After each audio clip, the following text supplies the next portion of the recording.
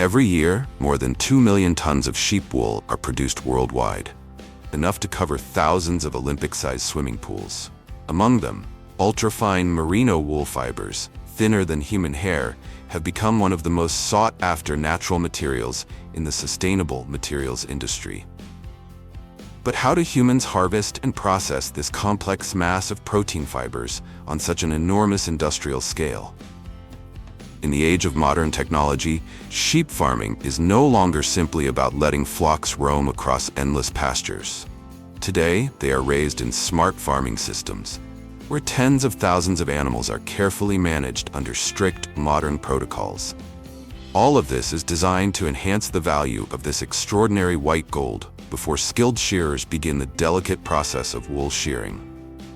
From that moment, sheep wool branches into two massive streams of value. One portion returns to the land to help restore ecosystems, while the other flows into the multi-billion-dollar global textile industry. Today, Agriculture Insight will take you to some of the largest sheep farms in the world, where a gentle animal powers one of Australia's most powerful export empires.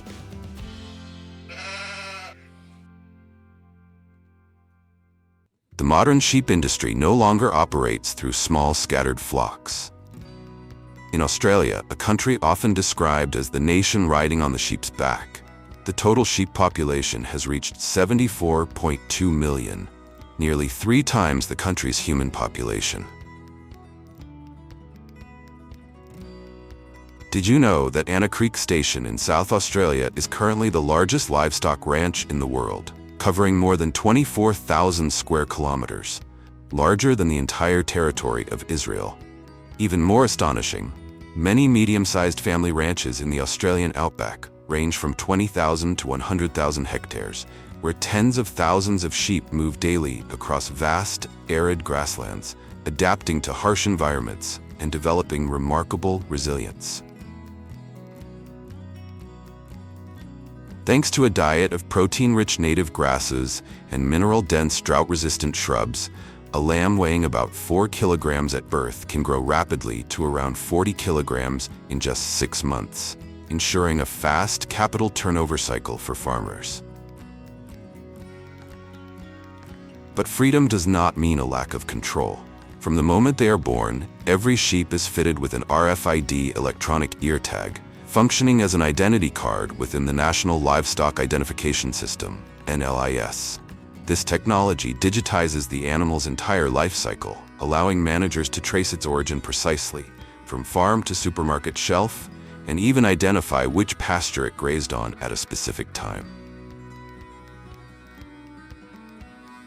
However, all digital data would become meaningless without the ability to physically coordinate thousands of animals in the field. Despite the rise of monitoring technology, the most critical operational link on the ground remains specialized herding dogs such as border collies and kelpies. Trained rigorously from a young age, these dogs can sprint at nearly 50 kilometers per hour, allowing them to cover more than 80 kilometers a day across harsh terrain. Rather than relying on barking or aggression, they employ a technique known as the eye.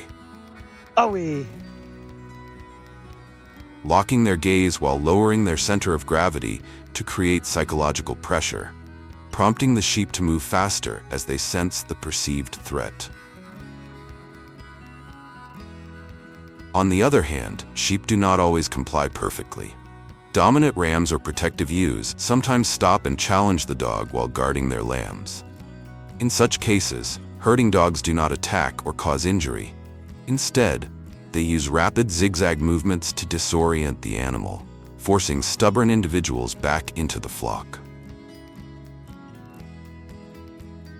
A properly trained herding dog can control a flock of up to 2,000 sheep across hundreds of hectares, performing work equivalent to at least 5 full-time workers. With maintenance costs only about 1/3 of an industrial drone system, these four-legged partners remain the most practical solution to Australia's agricultural labor shortage. A country where only about 2% of the population works in farming, yet manages some of the largest farms on Earth. In reality, vast land is only half of the success. On large-scale ranches, disease, deadly threats such as roundworms, pulpy kidney bacteria, and tetanus can wipe out an entire flock, with mortality rates reaching 100% if left uncontrolled. These pathogens often strike at the most vulnerable moments, when lambs are just beginning to graze, or when pregnant ewes have exhausted their energy carrying offspring, leaving their natural immune defenses dangerously weakened. For this reason, a rapid vaccination program begins as early as 4 weeks of age. Young lambs are placed into V-shaped cradles that gently tilt them onto their backs, a device designed to secure the body in a relaxed position, allowing handlers to perform injections with millimeter-level precision while minimizing stress. For adult sheep, the process shifts to narrow squeeze chutes that firmly secure the body. The primary tool at this stage is an automatic vaccination gun, capable of delivering continuous 2 milliliter doses without interruption. To withstand the scorching heat of the Australian outback, vaccines are carefully stored in insulated cooler bags, a crucial measure to prevent antigens from degrading before they can enter the animal's body. Every injection is aimed at strategic golden zones, the skin at the neck just behind the ear. This location is deliberately chosen because it is far from the most valuable meat cuts in the hindquarters and thighs. As a result, even if swelling occurs, the commercial value of the meat remains fully preserved when it eventually reaches supermarket shelves. In just 3 seconds, each sheep receives a biological insurance policy, ready to roam confidently across some of Australia's harshest pastures, transforming biological risk into a highly controlled, professional disease management system. When sheep reach 6 to 8 months of age, they undergo their first shearing, a milestone that marks maturity and the moment they shed their layer of white gold to begin a new economic cycle. From then on, this thick fleece is harvested once a year using specialized electric shearing clippers. The golden standard in this process is continuity. Shearers must guide the clipper blades close to the surface of the skin without ever passing over the same spot twice. This technique eliminates second cuts, tiny fragments of wool produced when the blade crosses an already shorn area. Even a small amount of these fibers can immediately downgrade an entire bale of wool, as they cannot be processed in the high-speed textile machines used in Italy or Japan.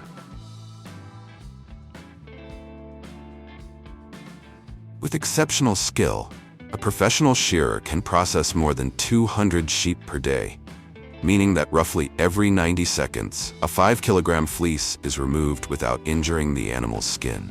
If a minor scratch does occur, the shearer immediately applies a special antiseptic powder to stop bleeding and protect the sheep on the spot, ensuring the process remains both humane and safe.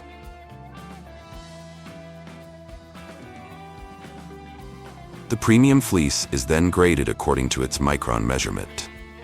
With fiber diameters of only 13 to 18 micrometers, many times thinner than the outer layer of human skin, the wool is sorted, compressed into bales, and shipped to wool textile centers around the world. However, not every part of the fleece meets the standards required for high-end textile production. Instead of becoming waste, wool fibers that are too short, too dirty, or taken from the sheep's legs and belly are being transformed into an unexpected solution: wool compost, a natural fertilizer made from wool byproducts. At first glance, turning sheep wool into fertilizer may seem unusual, but biologically, it is actually a massive reservoir of nutrients. The key component is keratin, a highly durable protein containing 12 to 15% pure nitrogen, a concentration comparable to or even higher than many premium organic fertilizers on the market. This process of revival begins with piles of raw fleece freshly shorn from the sheep, still mixed with dust, dirt, and especially natural lanolin oil. First, workers loosen and separate the clumps of wool to ensure the material becomes as uniform as possible before entering the processing line. Next, the wool is fed into a specialized pelletizing machine. Inside the device, steel rollers compress the keratin fibers and push the material through small die holes, transforming the soft mass of wool into hard, uniform pellets within seconds. As the pellets exit the press, they drop into a metal tray below, where they are cooled and collected. In just about 1 minute, fibers that once seemed worthless are turned into thousands of compact organic fertilizer pellets, easy to transport and apply. The finished product is then packaged and distributed as a comprehensive soil improvement solution, thanks to its remarkable ability to absorb up to 20 times its own weight in water. Once buried in the soil, the pellets function as a slow-release nutrient source, gradually supplying nitrogen to crops while also retaining moisture in the soil through the natural fibrous structure of keratin. But the journey of sheep wool does not end in the compost pit. In many gardens, it is used in an even simpler and more direct way. Raw wool is spread across the soil surface as a natural biological mulch. This method requires almost no processing at all. After shearing, the wool is kept in large, intact patches and laid directly around the base of plants or across garden beds, typically at a thickness of about 3 to 5 centimeters. Unlike compressing wool into fertilizer pellets, this approach serves a different purpose: protecting the soil surface and stabilizing the environment around plant roots. Thanks to its hollow fiber structure, the wool layer acts as a natural insulator, helping keep root zones cooler in summer while reducing temperature shocks during cold nights. At the same time, the mulch blocks sunlight from reaching the soil surface, making it difficult for weed seeds to germinate in the first place. After 8 to 12 months, the wool fibers gradually break down and blend into the soil, transforming what was once a byproduct of the wool industry into organic matter that improves soil structure, aeration, and fertility. Meanwhile, the fleeces that meet quality standards move into a strict industrial processing chain to produce the renowned Merino fiber, a premium material that accounts for up to 80% of Australia's total wool export value on the global market. At the factory, the process begins with wool grading and sorting. Freshly shorn fleeces are spread across long mesh sorting tables, where workers carefully inspect them and immediately remove coarser fibers from the belly, legs, or areas contaminated with straw and dirt. Once selected, the wool enters the scouring stage, an industrial washing system designed to thoroughly clean the fibers. Passing through a series of hot water baths, the wool masses are continuously agitated and transported by roller mechanisms, which remove soil, organic debris, and the natural lanolin oil that coats the surface of the fibers. After the fibers become clean and loosened, they move into the carding system. Here, enormous metal cylinders covered with millions of microscopic steel teeth rotate at high speed. Working simultaneously, these teeth separate, detangle, and align the fibers, transforming them into a thin, continuous sheet known as a wool web. Today, a modern carding machine can process 150 to 300 kilograms of wool per hour, hundreds of times faster than traditional hand combing methods. From this separated fiber layer, the process moves on to the combing stage. Rows of ultrafine metal combs continue to straighten the fibers and remove any remaining short strands. The result is long, uniform fiber bundles known as sliver, in which the wool fibers lie almost perfectly parallel, an essential factor that gives merino wool its exceptional softness and strength. From these even slivers, the production line moves into the spinning stage. The fiber bundles are stretched and twisted simultaneously by industrial spinning machines. Thousands of individual wool fibers are twisted together to form a complete yarn, with the level of twist precisely controlled to ensure the strength, elasticity, and thermal insulation that characterize merino fiber.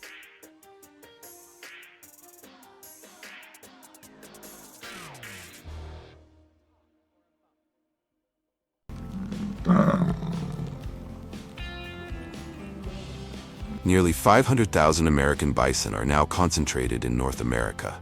Yet up to 90% of them belong to commercial ranches rather than living fully in the wild. In large conservation areas, they frequently wander onto paved roads because the flat surface requires less energy to cross and keeps their hooves warmer than trudging through snow, creating the iconic traffic phenomenon known as a bison jam.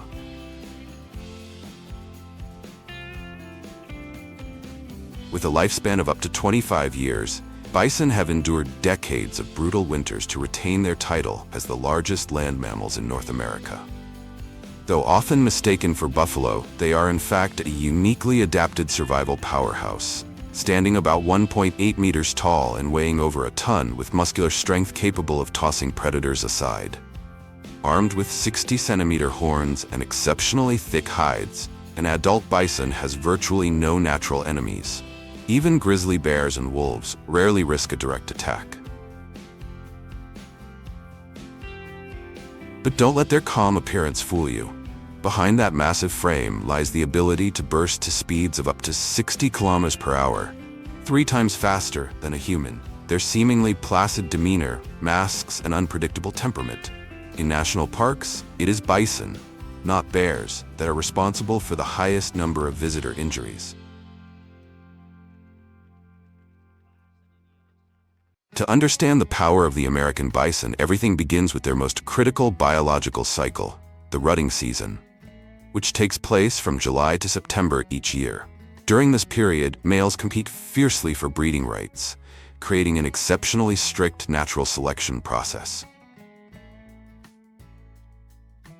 Bison follow a polygynous system. To assert dominance, males paw the ground and roll in dust mixed with urine, a method of dispersing pheromones to display strength and attract females. When direct confrontations erupt, they clash using their horns and thick frontal skull structure, absorbing and delivering tremendous force. This process ensures that only the strongest genetics are passed on, allowing bison herds to maintain endurance and survival instincts refined over thousands of years. After the rut ends, females enter a 9-month gestation period, similar to humans. Calving typically occurs in April and May of the following year, when fresh grass is most abundant to help mothers recover. Remarkably, the entire reproductive process unfolds naturally without the need for medical intervention. Before reaching 150 kilograms in just about 6 months, a newborn American bison calf weighs only around 25 to 30 kilograms.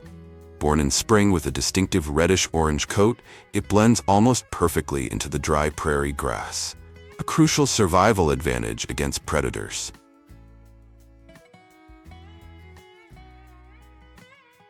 Unlike domestic cattle calves, bison calves enter the wild almost immediately. Within 10 to 20 minutes of birth, they can stand. Within hours, they move with the herd. In the first weeks of life, keeping pace over several kilometers a day, even crossing rivers or rough terrain, is essential to avoid becoming prey to the gray wolf or the grizzly bear. The first 6 months are critical for immune development and skeletal growth. Rather than relying on growth-promoting antibiotics, commercial bison systems follow a minimal intervention model. Calves depend entirely on their mother's milk, which can contain up to 12% fat, significantly higher than conventional cow's milk. This dense energy source supports rapid bone expansion, thick muscle formation, and the growth of a dense winter coat capable of withstanding temperatures as low as 40 degrees Celsius. By around the 7th month, the reddish coat gradually sheds and turns dark brown, and natural weaning begins, marking the transition to a fully grass-based diet. On modern ranches, rotational grazing across vast pastures is widely applied. Constant movement in search of natural forage forces sustained muscular activity, contributing to lean muscle structure, low fat content, and the deep red color that defines bison meat's premium value in the market.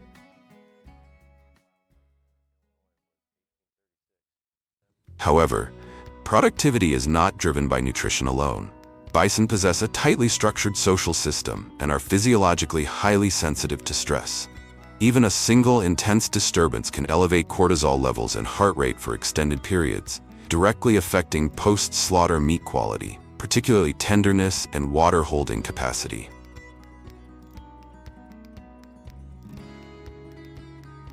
For this reason, modern ranchers act as quiet stewards. They rely on remote monitoring systems, including drones and environmental sensors, to check herds and water sources while minimizing direct contact. The goal is not to tame the wildness, but to manage it with minimal interference, preserving the herd's most natural state until the moment of processing. Although they roam freely outdoors, operating a billion-dollar supply chain requires precision. Every American bison is fitted with an electronic ID tag to track its individual health records and growth schedule. Managing animals that weigh up to a ton cannot rely on brute strength. Instead, ranchers use a squeezed chute, a specialized steel restraint system that gently presses against the animal's sides, holding it still for a few seconds during medical checks without causing stress or injury. This is a critical control point that upholds premium standards. No antibiotics, no hormones, the core values of high-end bison meat. From here, the bison's journey splits into two strategic paths.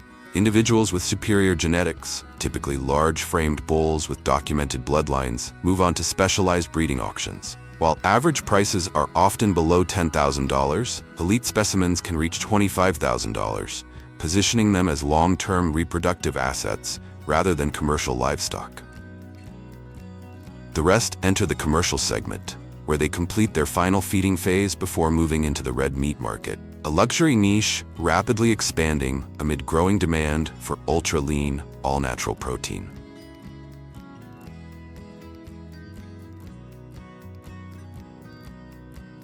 In North America, only about 400 to 600 American bison enter processing each day.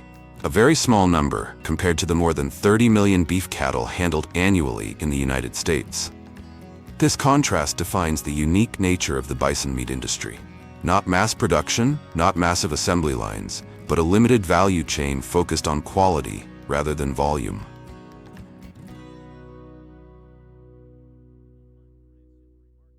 After being rendered unconscious in accordance with animal welfare standards and completing the initial preparation stage, the carcass is rapidly chilled to below 4 degrees Celsius within the first 24 hours to control microbial activity and stabilize muscle pH.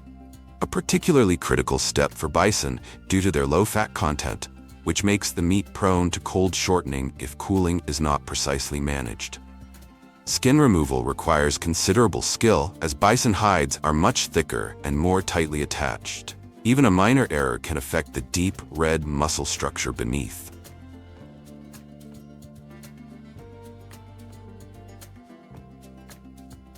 Unlike the industrial beef sector that relies on high-speed conveyor systems, bison fabrication is carried out more slowly by highly trained butchers.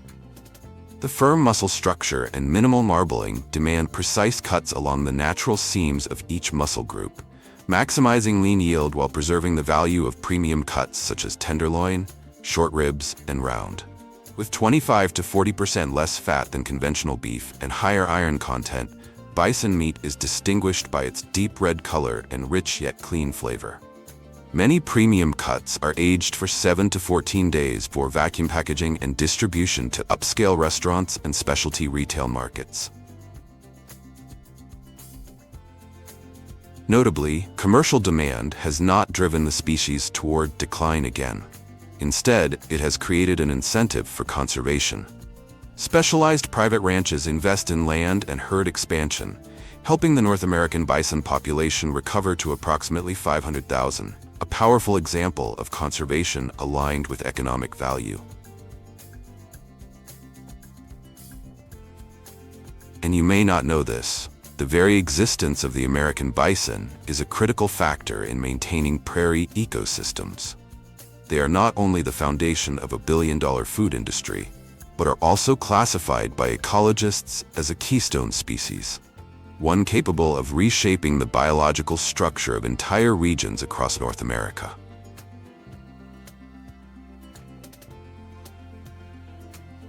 Through their constant movement and selective grazing on the tops of tall grasses, bison function as a natural biological trimming system.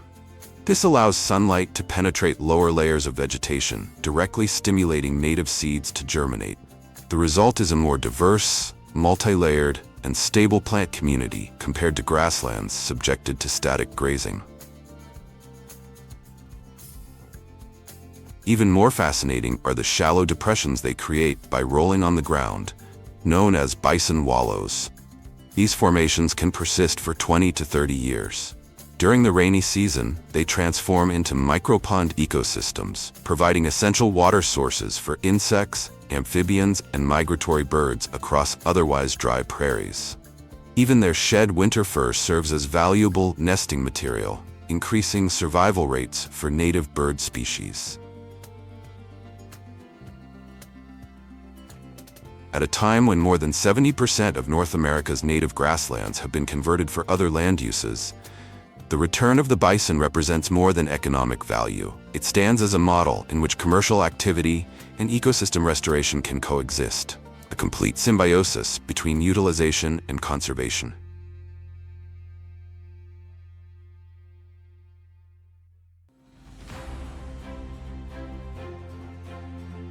Over 100 billion flowers are harvested each year, enough to submerge the entire city of New York beneath a vivid floral carpet as tall as a 20-story building. With its enormous trading value, the fresh flower industry has officially secured its place among the world's most valuable agricultural commodities, far surpassing export giants such as tea or coffee. It has even set a staggering profit record. Each hectare of cultivation generates revenue up to 20 times higher than that of conventional cereal crops. So how do farmers around the globe manage to beat time, delivering millions of tons of these delicate flowers to consumers before they fade away? In this video, join Agriculture Insight as we uncover the secrets behind the most beautiful industry on the planet, where flowers are treated like luxury cargo, given priority access to air routes, and priced as rapidly as stocks at massive auction markets. Now let's begin.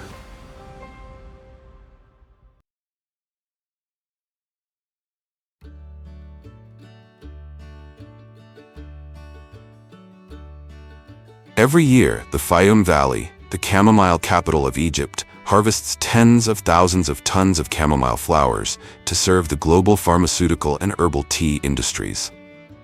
To keep pace with the rapidly growing demand, specialized chamomile harvesting machines are the decisive key. The entire process truly begins only after 8 a.m., when the morning dew has completely evaporated, allowing the flower heads to remain dry, preventing clumping and minimizing the loss of active compounds during collection. Chamomile harvesters operate using a unique brushing suction mechanism. A system of steel comb teeth, adjusted to a height of over 25 centimeters, gently brushes along the tops of the plants to separate only the essential oil-rich flower heads, while preserving the stems and leaves below for subsequent blooming cycles.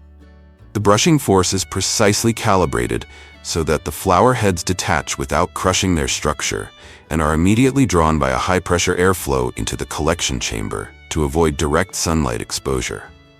With this mechanism, each machine unit can achieve productivity up to 30 times higher than manual labor, filling containers with a load capacity of 3.5 tons within a short period of time. However, the real race against time begins the moment the flowers leave their living sap flow. Because the stamens oxidize very quickly, the entire harvest must be transported urgently to the drying facility within a maximum of 4 hours. There, the flowers are dried using cool, dry airflow rather than high heat to remove 80% of the moisture while preserving their bright yellow color and the valuable active compound apigenin. Only after reaching a stable level of dryness is chamomile transported to the factory for screening and grading, before being exported directly to demanding markets such as the EU and the United States, where it is recognized as a functional medicinal herb rather than simply a relaxing tea.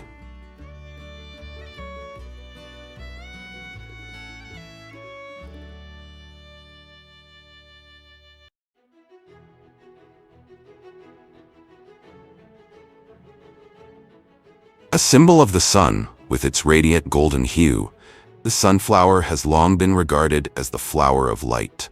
Yet its true value does not lie in that brilliant beauty, but deep within its massive flower heads, weighing up to 2 kilograms, where thousands of oil-rich seeds concentrate the energy of an entire summer. To fully preserve the essential oil content inside, the industrial harvesting process is only allowed to begin once the plant has completely closed its life cycle. By then, the glorious yellow fades, giving way to vast dark brown fields stretching to the horizon. Leaves wither and droop, petals fall away, and it is precisely in that moment of decline that economic value begins to rise. When the back of the flower head becomes completely dry and seed moisture drops below the 10% threshold, combined harvesters move in simultaneously, sweeping across thousands of hectares of fertile black soil with specialized cutting headers. Unlike rice harvesting, the machines trim precisely the dried flower heads instead of cutting close to the base. At the front, an extended guiding tray system keeps each head upright before it reaches the cutting mechanism, almost entirely eliminating seed loss caused by mechanical vibration. Inside the machine, the impact rollers are precisely calibrated to separate the seeds from the flower head without damaging their structure, achieving a productivity of 30 to 50 tons per day.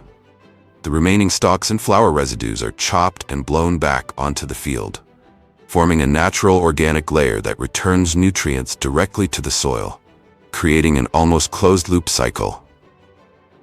Thanks to such efficiency and precise engineering, on the famed Chernozem black soils of Ukraine, sunflower cultivation has risen into an economic engine worth more than 20 billion USDs each year.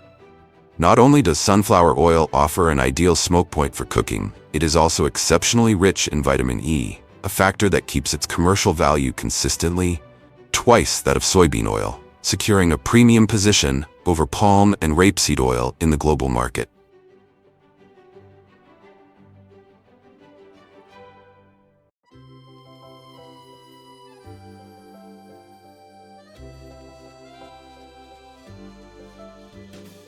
At the peak of the tulip craze in the 17th century, it was once said that a single rare tulip bulb could be exchanged for a luxurious mansion along the canals of Amsterdam. That tulip mania has gone down in history as one of the first financial bubbles of mankind. And today, the Netherlands has not only mastered that haunting legacy, but transformed it into an agricultural industry with export values reaching up to 2.5 billion USD per year. As the world's leading supplier of tulip bulbs, Dutch farmers operate an almost perfectly standardized cultivation process, in which flower harvesting and bulb harvesting are completely separated to optimize quality. The first stage takes place in mid-spring, from April to May. As soon as the tulip fields reach their most vibrant bloom, specialized topper machines begin appearing in dense formation across the endless carpets of flowers. At first glance, their task may seem ruthless, cutting off the entire blossom at peak beauty. Yet this is precisely the strategic step that generates enormous economic value for the Dutch tulip industry. Although it takes 5 to 7 years for a plant to bloom for the first time, removing the flower is mandatory to halt seed formation. When sexual reproduction is prevented, all nutrients generated through photosynthesis are no longer expended on the petals, but are instead redirected downward to nourish and enlarge the bulb beneath the soil. These topper machines are engineered with high-speed rotating shafts combined with flexible rubber paddles, snapping off the flower heads precisely without damaging the foliage. A height-sensing system adjusts the cutting mechanism along each row, ensuring the leaves, the plant's primary photosynthetic engine, continue operating at maximum capacity. Capable of processing hundreds of hectares per hour, they create a striking display of mechanization across the vibrant fields. By summer, when the foliage has completely withered and all energy has been fully stored beneath the soil, the bulb harvest truly begins. Bulb lifting machines, designed similarly to high-capacity potato harvesters, raise the entire soil layer at a depth of about 20 centimeters. Through a lifting blade mechanism, combined with a layered vibrating conveyor system, the soil is screened directly in the field, and the bulbs are separated cleanly from impurities at a productivity rate of approximately 10 to 15 tons per hour. Many modern systems also integrate low-pressure water cleaning and automatic size grading directly on the processing line. The result is bulbs that reach the standard size of 10 to 12 centimeters, uniform in form, density, and growth quality, ready for replanting in the world's most demanding markets. Notably, the entire bulb management system in the Netherlands has now been fully digitized. Each plot of land is assigned a unique identification code, enabling precise traceability down to every square meter of cultivated area.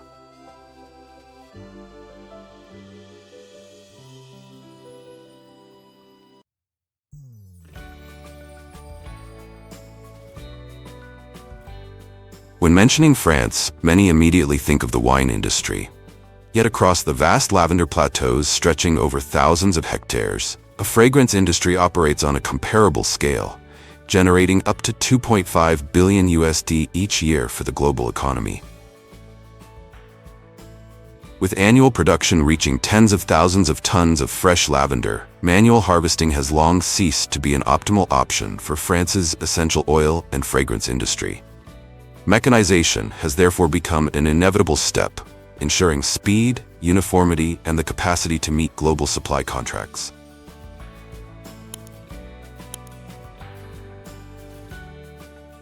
On lavender fields in late June, when approximately 80% of the flowers are in bloom and essential oil content in the glandular tissues reaches its peak, cut and collect harvesters are deployed with a capacity of 2 to 4 tons of fresh flowers per hour.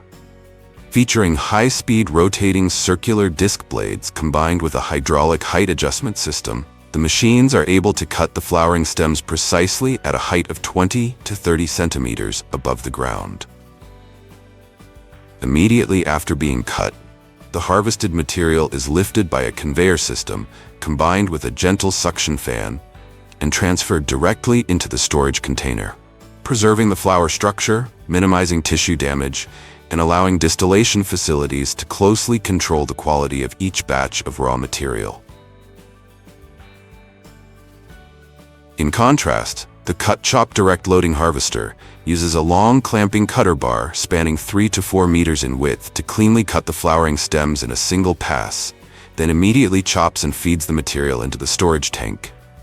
With a capacity of 6 to 8 tons per hour, nearly double that of the cut and collect system, it enables faster and more uniform distillation, though the flower structure is no longer preserved and the material is specifically suited for large-scale essential oil production.